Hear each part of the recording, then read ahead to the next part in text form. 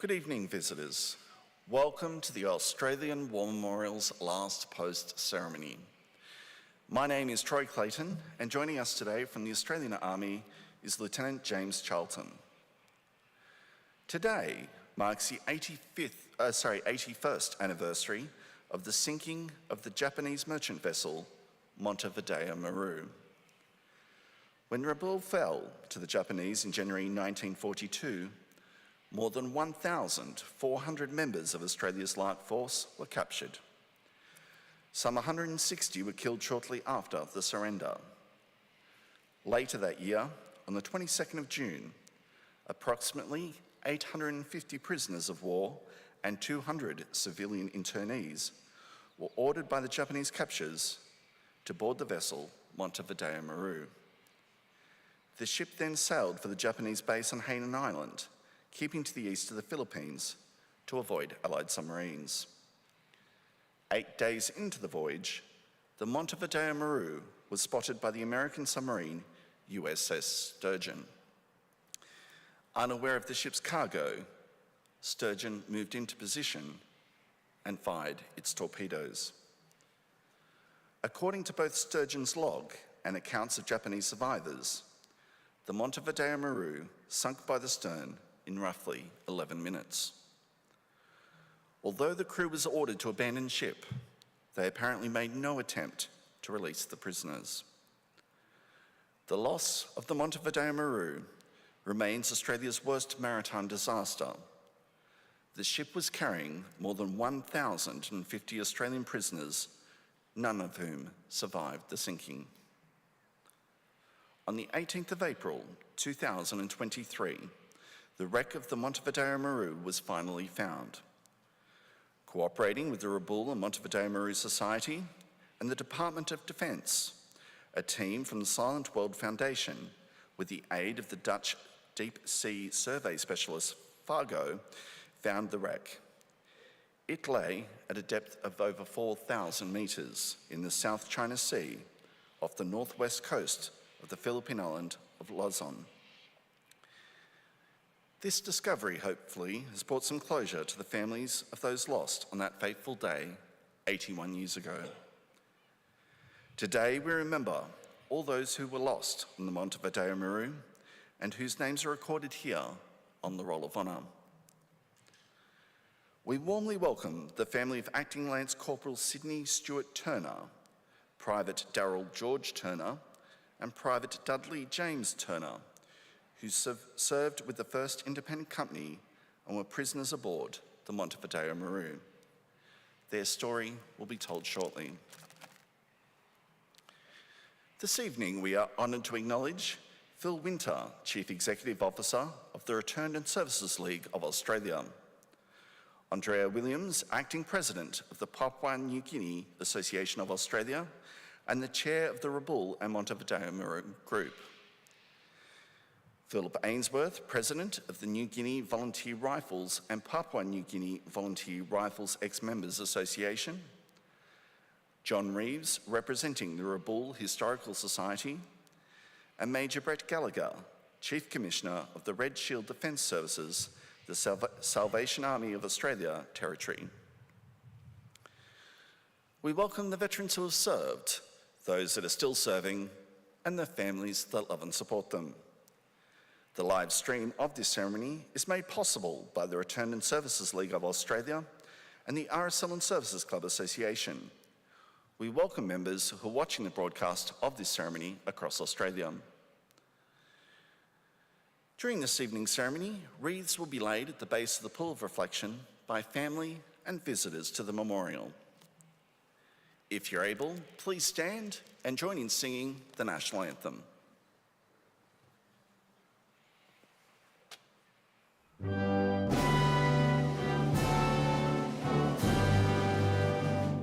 Australians, oh, let us rejoice, for we are one and free. We've golden soil and wealth for toil. Our home is good by sea. Our land abounds in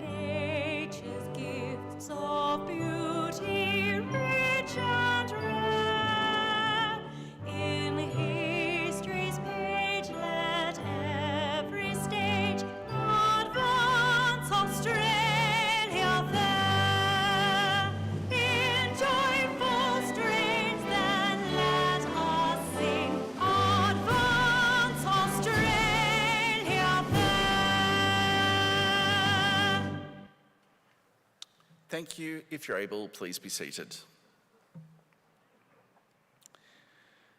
The Australian War Memorial was the vision of Charles Bean, Australia's First World War official historian. Bean landed with the Australian troops on Gallipoli and stayed with them at the front through to the end of the war. The idea of this national memorial and museum came to him at Pozières, France, in the depths of the bloody fighting of 1916. Bean's idea was that this would be a place where families and friends could mourn their loved ones buried in faraway places. It would also be a place that could help all Australians understand what these men and women had endured and what they had done for us. Bean's vision, to which we remain true, is best expressed as inscribed in the entrance to the memorial's galleries. Here is their spirit, in the heart of the land they loved, and here we guard the record which they themselves made.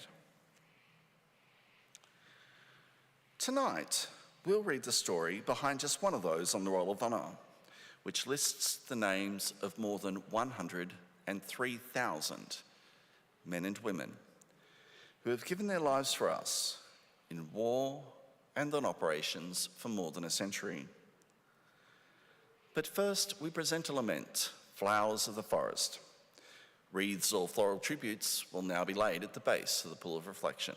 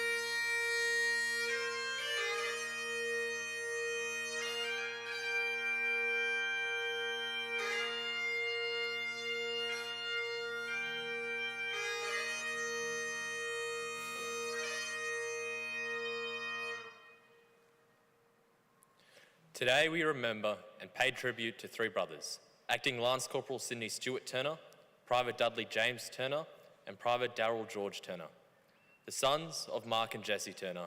They were born in Sydney. Sidney in 1915, Dudley in 1918, and Daryl in 1922, and had two sisters, Alexis and Ona. The Turner brothers became inseparable.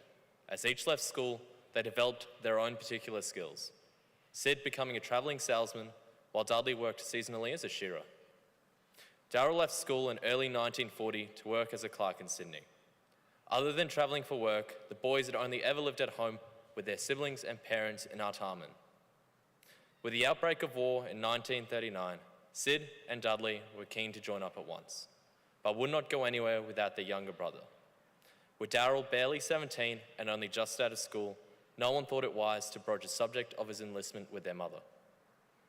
9 months later, in July 1940, the three boys presented a fait accompli when they arrived home wearing their new uniforms. Issued sequential serial numbers, they had all been assigned to the same battalion, the 5th Recruit Reception Battalion. Mother was not pleased. Daryl had put his age up to 20 to enlist. He was still only 17. In February 1941, the boys travelled to Dubbo, where they undertook further training. In May, all three volunteered for special service and were transferred to the newly formed No. 1 Independent Company, then training at Wilson's Promontory in Victoria. At the end of June, the Turner brothers were granted 10 days leave and returned to Sydney to see their family before deploying overseas. Embarking aboard the troop ship Zealander on the 12th of July 1941, the 1st Independent Company was sent to Kavieng on New Ireland, the most northeastern province of Papua and New Guinea. In the event of invasion, its role was to resist long enough to damage or destroy the airfield and other key installations. Disembarking at Kavieng on the 24th of July, it would only have a few months to wait. On the 7th and 8th of December, the Japanese attacked Pearl Harbor, Hawaii, and Malaya, and then began moving southwards fast. On the 21st of January 1942, about 60 Japanese aircraft attacked Kavieng. The commandos shot down a number of aircraft, but their schooner, the Injuna Star, the company's only means of escape, was damaged. The commandos started to withdraw over land and soon received a message that a Japanese naval force was approaching. The Japanese landed in the early morning the next day. As the enemy troops reached the airfield, there was fighting as the Australians destroyed the airfield and supply dump. Hopelessly outnumbered, the commandos still fighting around Kavieng fell back, but some were captured. Others moved to Kaut, where they repaired the Injuna Star, hoping to sail down the coast at night. By the end of the month, they had repaired the Injuna Star and reached Clearly Harbour, but then the fighting on New Britain was over. The Japanese had captured Rabaul. The group decided to sail to Port Moresby, but the schooner was sighted by a Japanese plane which strafed and bombed it. Instructed to sail to Rabaul, the Injuna Star was met by a Japanese warship and the Australians became prisoners of war. After a few months in Rabaul, the officers were taken to Japan, where they remained in captivity for the rest of the war. On the 22nd of June, the NCOs and men, along with other members of Lark Force also captured on New Britain, boarded the Japanese passenger ship Montevideo Maru, bound for Hainan. 8 days into the voyage, the unmarked Montevideo Maru was spotted by the American submarine USS Sturgeon, which fired upon it. Survivors from the Japanese crew reported 2 torpedoes striking the vessel, followed by an explosion in the oil tank in the aft hold. The vessel sank in as little as 11 minutes. Of those aboard, barely 20 Japanese crew survived. Over 1,000 others died. According to surviving Japanese crewmen, Australians in the water sang Old Land Sign to the trapped mates as the ship sank beneath the waves. The sinking is considered the worst maritime disaster in Australia's history. All 133 men from No. 1 Independent Company aboard the Montevideo Maru were killed or drowned. Among the dead were the 3 Turner brothers. Sidney was 26 years old, Dudley was 23, Daryl was 19. For the next 3.5 years, the family prayed for the best but feared the worst. In early October 1945, some 2 months after the end of the war, members of the Salvation Army arrived at the Turner home to tell Mark and Jessie that their 3 sons would not be returning home. They were officially notified by the government 4 weeks later. The boys' father, Mark, withdrew and lived out his days in quiet. Jessie wore a silver badge with 3 stars every day until she died. The Turner brothers' names are listed on the Roll of Honour on my left, along almost 40,000 Australians who died while serving in the Second World War. This is but one of the many stories of service and sacrifice told here at the Australian War Memorial. We now remember Acting Lance Corporal Sidney Stewart Turner, Private Dudley James Turner, and Private Daryl George Turner, who gave their lives for us, for our freedoms, and in the hope of a better world. Thank you.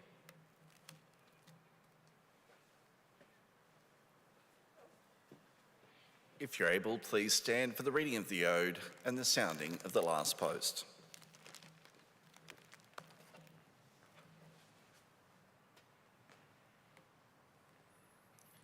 They shall grow not old, as we that are left grow old. Age shall not weary them, nor the years condemn. At the going down of the sun, and in the morning, we will remember them. We'll remember them.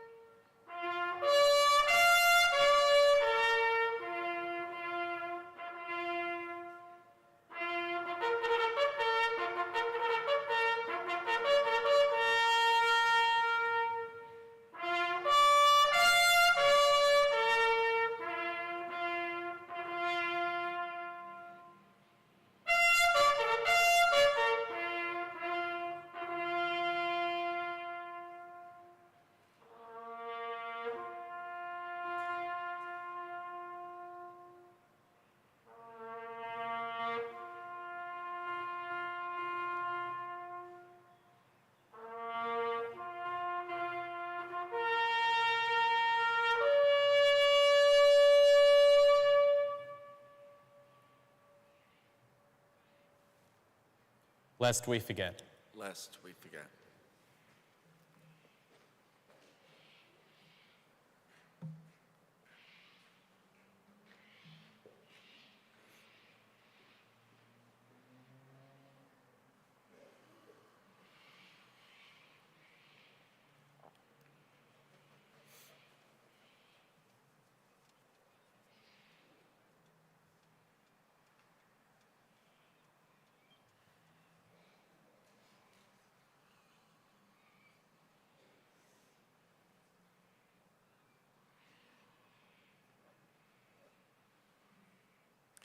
We leave you this evening with the words of the memorial's founder, Charles Bean.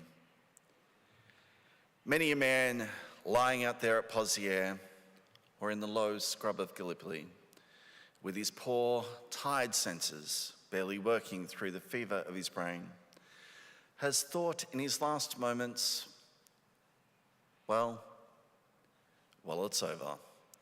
But in Australia, they will be proud of this. Ladies and gentlemen, girls and boys, that concludes the last post ceremony. On behalf of the director, staff and volunteers, thank you for visiting the Australian War Memorial today and for your continued support during the Memorial's development project. And we wish you all a very pleasant evening. Thank you.